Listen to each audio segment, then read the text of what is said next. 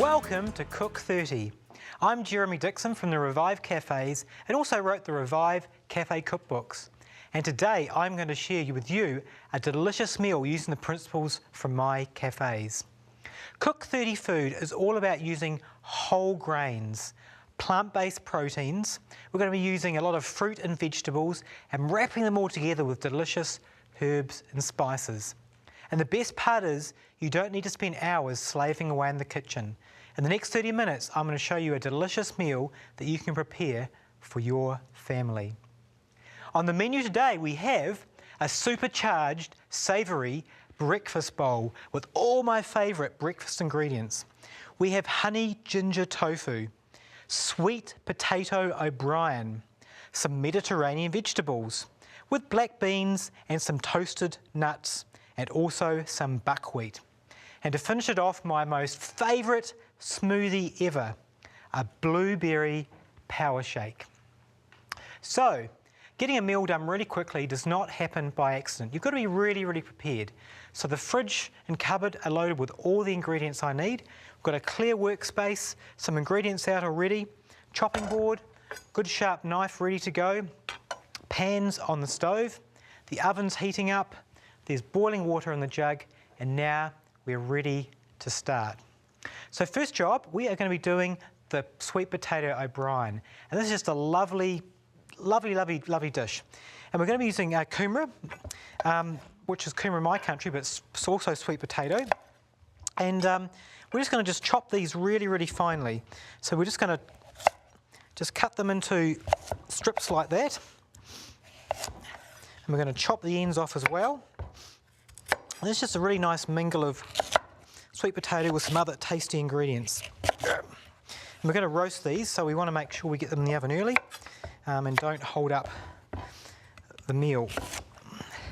So it's quite nice having a savoury breakfast bowl. It's just kind of something different to have for breakfast rather than the normal, you know, kind of sweet things we generally have. So basically just put them together and just keep chopping like this. Don't have to be too tidy, but you want reasonably small slices. We want it to cook fast, and the potato O'Brien thing is generally reasonably finely diced sweet potato. So just keep chopping nicely, and eventually you get it all done.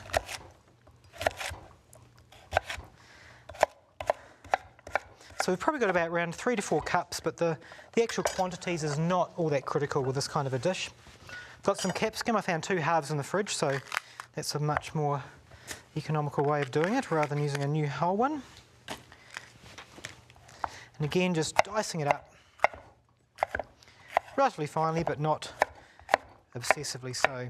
It's really important to have a really sharp knife when cutting something like this, because it's very easy for the knife to slip off the sides and get your fingers, which is not much fun. Now often I just put the vegetables straight onto an oven tray, but you kind of, because they're kind of small bits and we want to use not too much oil, I'd like to I'll oil them in the bowl, and you do a much better job if you can mix things with oil in a bowl. Just get the skin off this onion.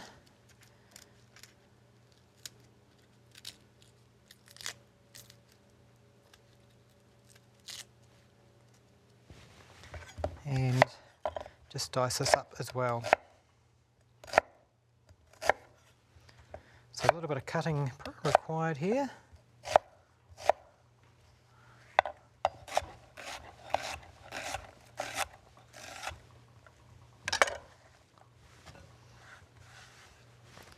All those lovely ingredients. So we're going to put in around about just over a tablespoon of oil there and mix that around. Should just mix like this. Oh, and some salt as well. It's probably about half a teaspoon. And just mix it around. And within a few tosses, this should be all reasonably easily done. Now, a really good cleaning, time-saving technique is using some baking paper in the tray. This will just save us a bit of clean-up later as well, and also help stop it sticking if it does be inclined to do so. But this should be reasonably well oiled, so you want it really evenly, so everything kind of cooks fast and evenly. Look at that. You know that's going to taste good when that comes out of the oven, don't you?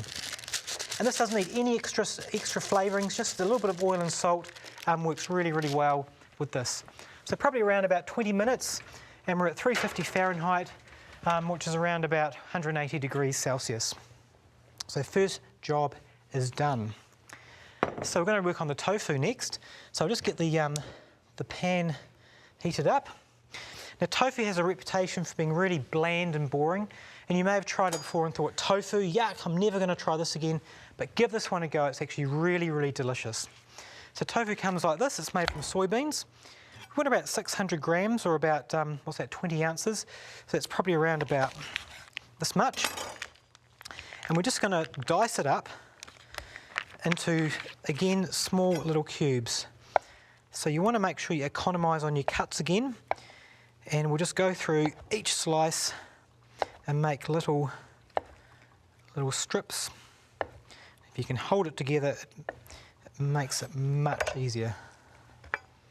Doesn't matter if it's too wonky or it's not straight, it's all part of the rusticness of cooking. There we go, and just when you get to the final lot, it's just easy.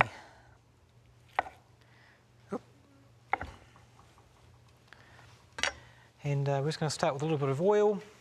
We're not deep frying, it's just probably around about just over a teaspoon of oil. We're not making a large puddle of oil at the bottom, just a little bit, just to stop it from sticking and give it a little bit of, helps it cook and gives it a little bit of flavour. Let's turn that up a bit, get it going. But we need to add some flavour, because by itself that's not going to do much.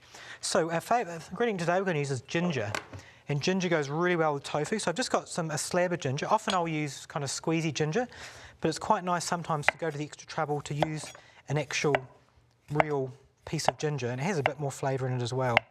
I've got a bit more time in this particular recipe. So just make sure you cut off all the woody parts of it. And you can either chop it up, but it's quite nice just to grate it in. And we'll just grate that in with this little, you can use a normal hand grater. This is kind of more of a zester type thing. Or you can just chop it up. And as you can see, it just kind of comes out the bottom as its own little ginger puree. But this ginger really goes well with tofu. So we probably want around about a tablespoon all up. Keep going. Don't be scared to put more on than you need.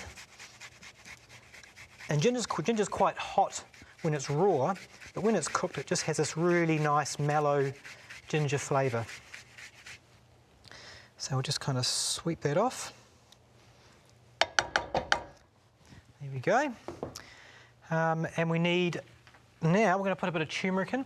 Tofu looks a little bit kind of boring being white and plain, so we're going to put around about half a teaspoon of turmeric in, and this just give it a really nice yellow colour.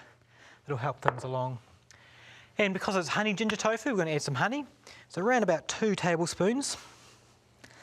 Now I'm just going to let that just sit there on the top for the meantime, just until the tofu starts to heat up, and then we'll give it a good stir in later. So we'll get that underway and come back to that and give it a stir later. Now it's time to do the Mediterranean vegetables. So we're going to get some tomatoes, cherry tomatoes, and some zucchini from the fridge, and we're just going to chop these up. So zucchini are a really nice vegetable to have for breakfast. So just chop off the ends. Now these shrink down somewhat, so you kind of want to leave them quite big when you're cutting them. But quite a nice cut is to actually cut them in half and just diagonally chop them. So just go like that. So you've got nice big diagonal, just nice big chunks. They're kind of just quite pleasant to eat. So we'll just quickly whip through those.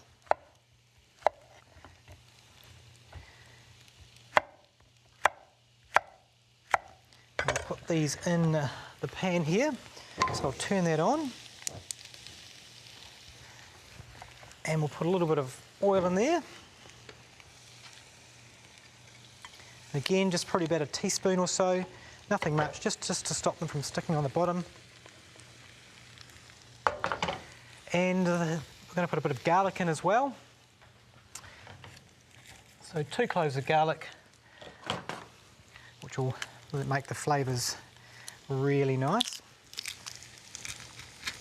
Just put the garlic straight in the garlic press like that, makes your job much, much easier. So got some little cherry tomatoes here, and we're just basically going to just put them in like this. So just tip them in. So probably around about a cup of each. We've got two different colours. You can just use normal tomatoes if you wanted to, but they'll just kind of, we don't want to overcook these, we just want to just have a light cook, just so they're nice and warm, and they just make a really nice, colourful vegetable accompaniment to this. We'll probably just salt them a little bit as well. Just a touch of salt, probably about a quarter of a teaspoon. And I forgot to salt the tofu before, so I'll just put about probably quarter to half a teaspoon in there as well. So I think that tofu needs a bit of a stir. Look at that. Ginger just smells amazing. And as you can see, it's browning up nicely. And you can see all the steam evaporating off it. Tofu has got a lot of water in it. So in terms of making it nice and kind of crunchy and crispy to eat, you just want to get a bit of time in the pan to let that water escape. And it just firms up the tofu somewhat. So here's going well.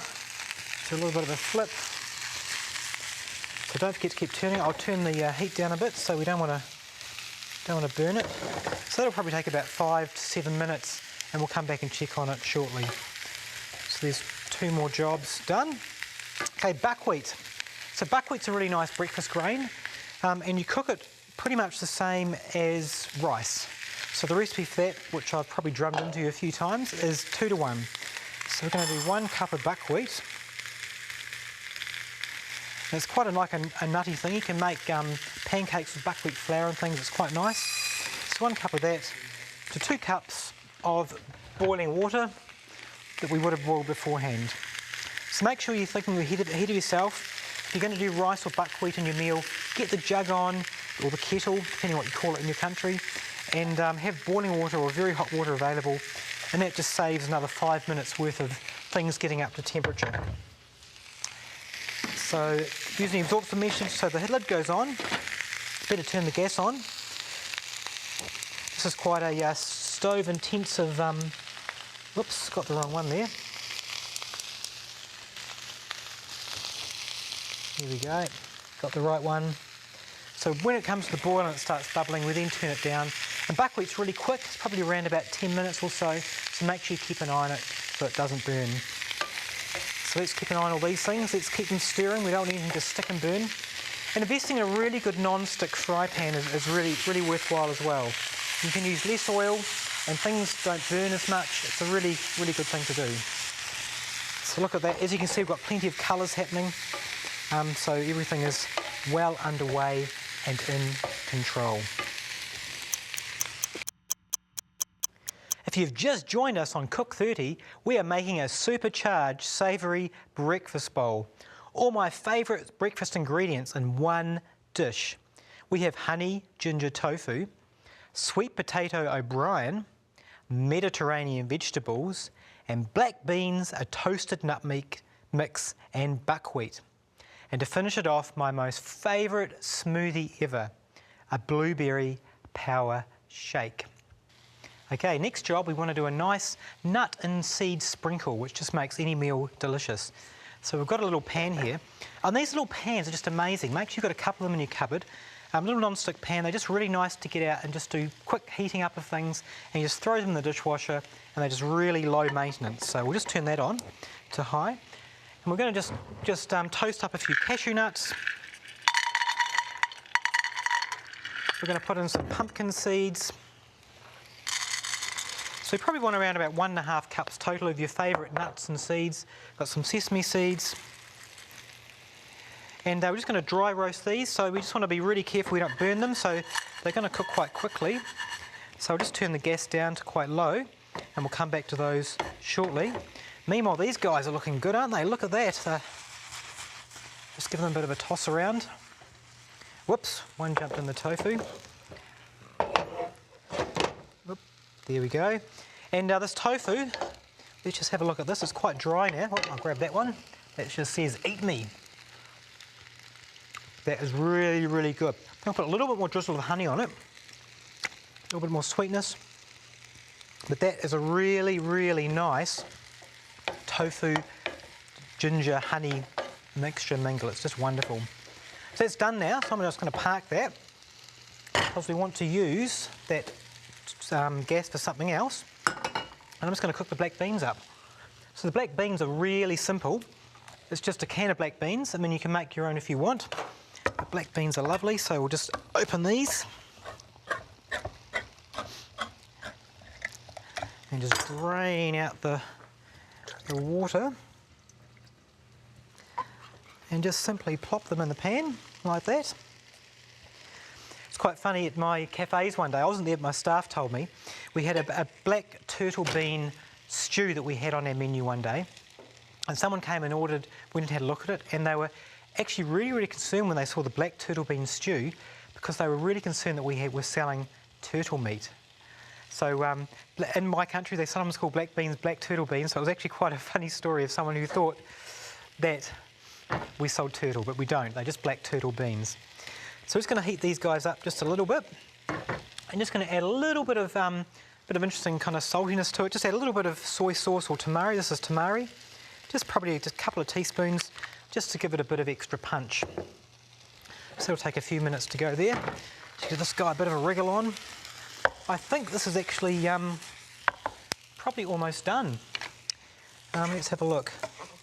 Yep, look at that. The zucchini are just starting to brown, and the tomatoes are just starting to fall apart, but everything's nice and hot. We don't really want to cook it any more from there. So that's pretty much ready to go, just needs a little bit of garnishing. So I'll put it back there, turn the flame off, and that one is pretty much done. How are our nuts going? Let's give them another little bit of a toss. And this guy here, how's the buckwheat going? Yep, looking really good. You can see the steam vents appearing in there. And yep, I think all the moisture's gone, so we're going to turn it off. So give it a bit of a tilt. If no moisture, there's a little bit of moisture there, we'll give it another minute or so. So you want to basically cook it until there's no water left in the pot. So everything's going well. Look at that. My experience in hospitality kind of started from a young age. I always used to like going out to family dinners. I remember one time on a Sunday afternoon we were going to go to my grandmother's place for dinner at 5 p.m. And we enjoyed going to our grandparents' place for a meal, and often other relatives were there as well. And I was just waiting to go, and I thought, I just can't wait any longer. I was about 10 at this stage. And so I actually went round the house, snuck around, and I moved all the clocks 1 hour forward. I snuck and changed my mum's watch, the watch on the stove, the clock in the lounge, even the clocks in the car as well, so that every single clock was 1 hour forward. So anyway, we get to about, I think it was around about 4 o'clock on the clocks. Mum was like, well, we've got to go, time is running away. So we actually went and turned up at my grandparents' place 1 hour early, and they weren't ready, wondering why we were there so early. Then my mum kind of looked around and gave me the look and gave me the big Jeremy speech and figured out what I'd done. So yeah, always like socialising and eating with family and friends. So that's a funny story from my childhood. How are these going? Look, they're getting a bit browner now. So we're going to add some extra things, and these things don't need as much toasting. So we've got some sesame seeds, which toast up nicely. And I'm also going to add a bit of coconut. And coconut's really nice when it's, just turn this up a bit, when it is in flakes and things. So you can actually buy these coconut flakes. So we're going to add some of those as well. And it's got a really nice, interesting texture. Look at that.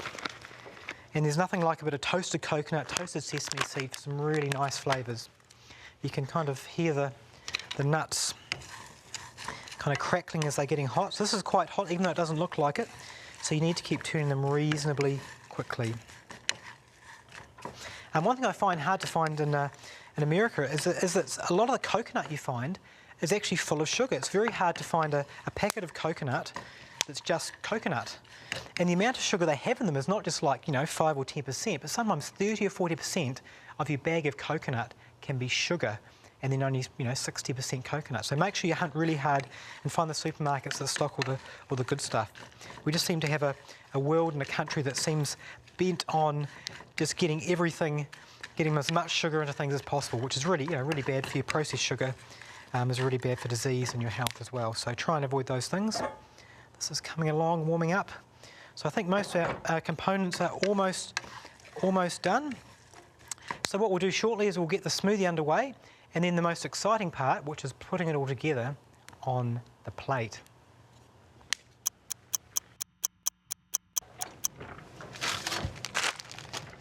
So we're doing a blueberry smoothie, so we need some frozen blueberries, and I'll grab some almond milk. And this is just a great smoothie. It's got lovely ingredients, and it's great for breakfast because it's full of so many lovely things. So get blender out, and we're just going to put in 1.5 cups of milk. I'm using almond milk, but use whatever kind of healthy milk you like the best. I'm going to put in around about 2 cups of blueberries, a little bit of honey. I'm going to put in 2 bananas. The riper the better. So we're making enough for 4 people, so if you're only making it for 1 or 2, you can halve or quarter this recipe. And the secret ingredient of this is avocado. Avocado in smoothies are just wow. So half an avocado, throw it in like that. Now you probably don't want to tell people that you've got avocado in your smoothies because it kind of has a bit of more of a savoury toast, but just give it to them, and when they love it then you can tell them. But if you tell them up front you've got an avocado smoothie coming, they might not like it. Flaxseed, which are ground up linseeds, so we're putting in 2 tablespoons of that, and that's a really great protein source. And also we're going to put in 2 tablespoons of chia seeds, and both of these ingredients help swell up the smoothie and make it nice and thick, and they've just got amazing health benefits as well. And I think that's all the ingredients. Oh, cooked quinoa is the next ingredient. And whenever you cook quinoa, or you could use rice, whenever you cook these kind of grains, cook more than you need, put it in the fridge, and you can use it the next day in a smoothie or a stir fry or something. So it's always really, really good to have extra grains around. And this will give a really good whole grain to this. So we're putting in around about probably 3/4 of a cup, or about that much there. So as you can see, we've got grains, we've got protein, we've got the flax seeds, we've got the fruit. So everything is in there, lining up to be not only a great tasting smoothie, but a very nutritional one too. And in fact, this could almost be just your breakfast as well. So you just have this on its own without all the other stuff as well. But we're going to have everything today anyway. That's kind of exciting. Now garnishing is really important. Oops. So I'll get some blueberries out for garnish. There we go, simple as that. I'm just going to pour it into these nice glasses here. Look at that. And just the chia seeds will actually start to swell, and the flax seeds, so that'll actually thicken as it kind of waits a bit. And it's just a really creamy, full-bodied smoothie. Always manage to get a naughty drip somewhere. There we go. Not quite even, but that's okay. And to garnish them, you just want to make it special. So let's put just a couple of blueberries on top, just like that. It's probably about 5 or 6 per one. Just drop them on. You don't want to kind of place them too delicately. And just a little sprinkle of chia seeds, and these just look really cool. Whoops, I might just do it with my fingers. Just a few chia seeds like that. And these are just smoothies that it's my favourite smoothie. So that's all done and ready to go. Now the exciting part is the plate up. Got a nice big bowl here, and we're going to throw everything together on this plate now before we eat. This is the bowl concept. So firstly, we've got this delicious sweet potato O'Brien. And this is just really delicious, so we're just going to spoon this off here. And it's really nice clustering stuff, so we're not going to mix it together, but we're going to kind of create little sections in the bowl to kind of make a really nice sectional kind of bowl thing happening. We've got our black beans. I'll put vegetables on next. You kind of want to start with your big things. And you kind of want contrasting colours on different sides, not next to each other. So there's our lovely Mediterranean vegetables. Here's the tofu. We'll put that there. There we go. And we've got the black beans. Look at that. And we've got the buckwheat here. Now, everything else is really flavoursome, so it's sometimes nice just to have something simple and plain like buckwheat. So we could flavour it up, but it's just going to be fine as it is. So we'll just put a little amount of buckwheat there, so we've got some nice whole grains. There we go. Finish it off with some lime wedges. And I might put some avocado on there if you want to as well. And this is just looking amazing. And of course, a bit of cilantro to finish it off and garnish it. And that ends up with a really nice looking breakfast bowl. Look at that. Oh, don't forget the seeds as well, so a bit of that in the middle. And there you have a delicious breakfast bowl. You are going to absolutely love it.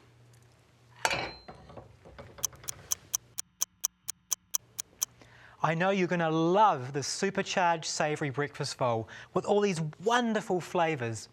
Thank you for joining me in Cook 30, and I look forward to seeing you next time.